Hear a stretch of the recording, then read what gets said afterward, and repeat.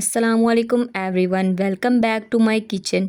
आज मैं बना रही हूँ बहुत ही इजी, टेस्टी और पापा की फेवरेट रेसिपी आलू अंडे। जब घर में समझ ना आए क्या बनाया जाए तो ये रेसिपी हमेशा रेस्क्यू कर लेती हैं।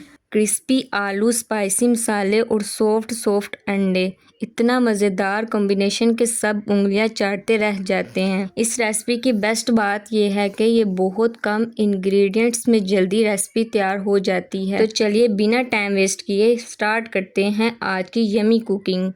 और वीडियो पसंद आए तो लाइक, शेयर और सब्सक्राइब ज़रूर करना।